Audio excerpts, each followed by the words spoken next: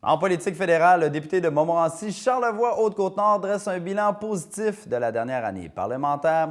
Le député pour le nouveau Parti démocratique nous fait part également de ses intentions claires de demeurer le député en place lors des prochaines élections prévues pour l'automne qui s'en vient.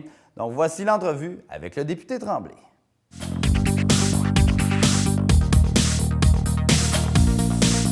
Jonathan Tremblay, bonjour, comment allez-vous? Ça va très bien. Nouvelle année qui commence. C'est toujours un commencement, un nouveau début, un nouveau départ. Un nouveau départ. La session parlementaire n'est pas encore débutée, si je ne me trompe pas? On recommence le 26 janvier, donc à partir d'aujourd'hui, dans 10 jours à peu près. J'imagine qu'il va y avoir beaucoup de pain sur la planche. Oui. On a déjà eu notre caucus hier. OK. Moi, j'ai fait ma rencontre d'équipe avec mon personnel au bureau, justement. On rentre dans une année électorale, donc pour préparer tout ça. On a déjà commencé, mais là, pour vraiment l'année 2015, notre calendrier jusqu'à la prochaine élection. Avez-vous le temps de prendre un peu de vacances durant le temps des fêtes? J'en ai profité pendant les fêtes. C'est difficile.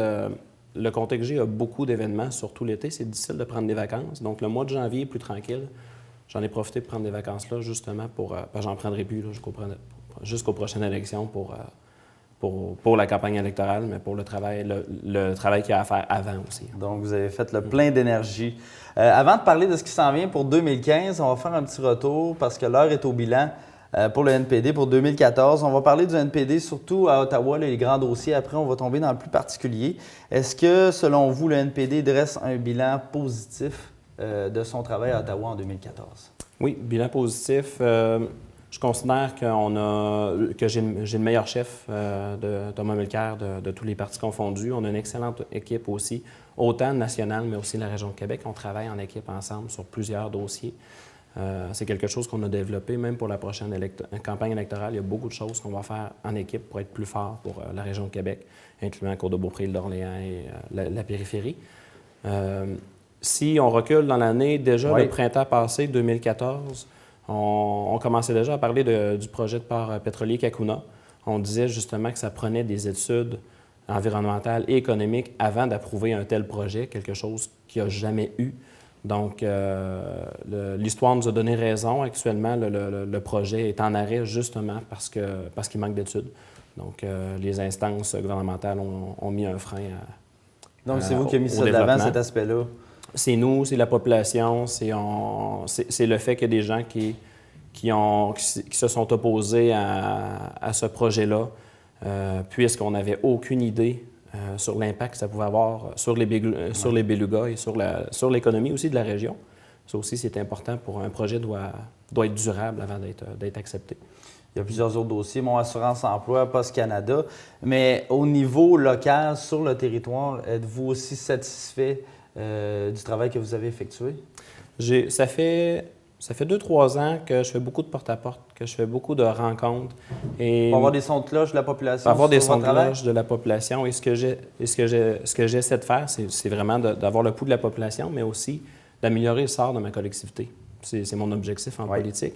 Et ce que je constate, ce qui manque beaucoup, il y a beaucoup de pauvreté encore dans plusieurs municipalités. On peut autant parler d'extrême pauvreté, mais aussi d'une nouvelle pauvreté qu'il n'y avait pas avant chez la classe moyenne, qu'il y a de plus en plus de gens qui vont dans les banques alimentaires et ainsi de suite. Donc, c'est vraiment le travail qu'on essaie de faire et qu'on veut continuer à faire dans les prochaines années et pour la prochaine campagne électorale, essayer d'améliorer l'économie de la région.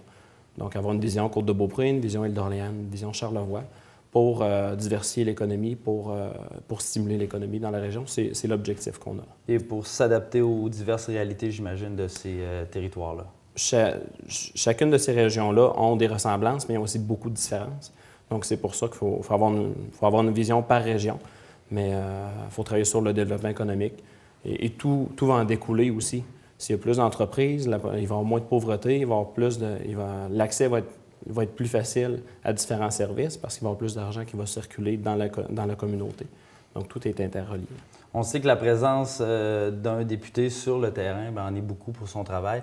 Considérez-vous que vous avez été assez présent depuis le début de votre bilan, mais en 2014 aussi? Depuis le début de votre mandat, je veux dire, mais aussi en 2014?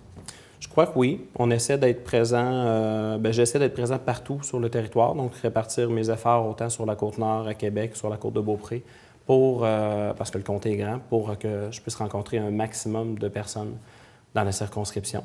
Et je crois que oui, j'ai participé à des événements ici et là dans le comté. Autant la grande fête de la Cour de Beaupré ici, là, il y a les carnavaux qui commencent un peu partout dans la circonscription.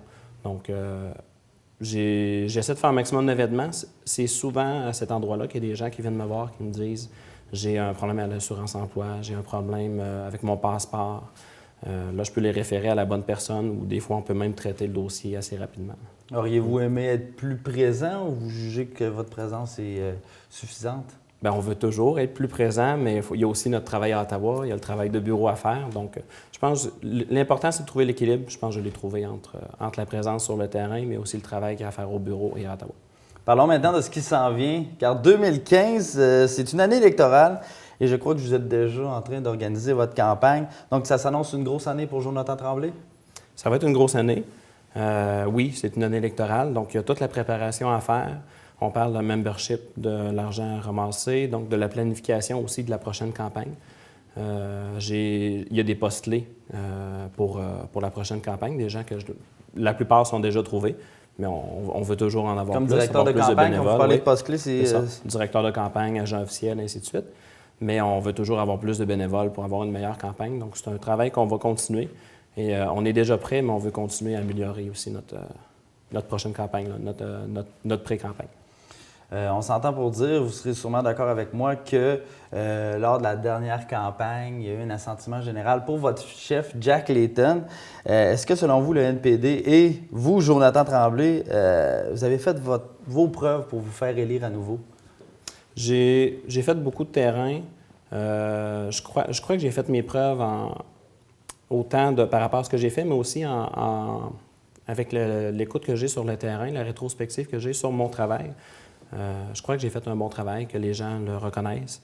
C'est sûr que j'ai pas réussi à rencontrer tout le monde parce qu'il y a 90 000, pas 90 000 électeurs, mais 90 000 personnes qui vivent dans le comté. Ça fait beaucoup de gens à rencontrer. À tous les jours, je rencontre des nouvelles personnes. Mais sur le terrain, je constate que les gens sont satisfaits de mon travail, sont satisfaits aussi du travail de mon chef, Thomas Mulcair. Et quand je parle avec mes collègues dans les autres régions, c'est le même pouls que j'ai aussi avec eux de leur travail sur le terrain. Donc, vous pensez que même sans Jack Layton, il va y avoir quand même une bonne présence verte au prochain scrutin? Oui. Pas présence verte, c'est présence orange, pardon. Mais on est aussi pour l'économie. Et l'économie l'environnement, j'imagine. L'économie durable, donc l'économie et l'environnement, ça va ensemble. Puis je pense qu'on est le meilleur parti pour... Tu m'ouvres la porte, là? Je pense qu'on est le meilleur parti pour en parler. Mais Thomas Mulcair, Jack Layton a frappé l'imaginaire des gens, mais Thomas Mulcair, il est aussi apprécié, il est aussi connu. Et quand il a quitté un poste de ministre sur des questions de principe, justement, ça, les gens l'ont retenu. Et c'est quelqu'un qui ne se laissera pas marcher sur les pieds. Donc, uniquement pour ça, je lui dois beaucoup de respect. Et sur quoi vous entendez miser pour que les gens aient envie de voter pour vous lors du prochain scrutin? Ça va vraiment tourner beaucoup autour de l'économie, d'essayer d'améliorer le sort des gens de ma collectivité, de la classe moyenne, de façon locale, de façon régionale. Justement, ça passe par là. Donc, autant l'assurance-emploi que dans Charlevoix, c'est un dossier très important, mais c'est à Côte-de-Beaupré et à l'île d'Orléans aussi. Il y a beaucoup de gens qui ont besoin de l'assurance-emploi. On peut penser au Mont-Sainte-Anne, qui est un secteur qui est saisonnier. Donc, autant le ski l'hiver, mais le vélo l'été. Donc, l'assurance-emploi, il faut régler la situation, il faut que ce soit plus accessible et travailler sur la création de nouvelles entreprises. Et là, rassurez-moi, on n'est pas déjà rendu à l'étape des pancartes là, pour la campagne électorale? On n'est pas rendu là? Bien, nous, on le planifie, mais il ne sera pas posé avant l'automne prochain. Sans tout nous dévoiler, j'imagine que vous avez une stratégie. Là. C'est en vue des prochaines élections, c'est quoi les étapes à franchir prochainement? C'est de la planification, justement, calculer selon le budget qu'on a, calculer combien de pancartes on va les poser, à quel endroit, comment on va investir dans la publicité.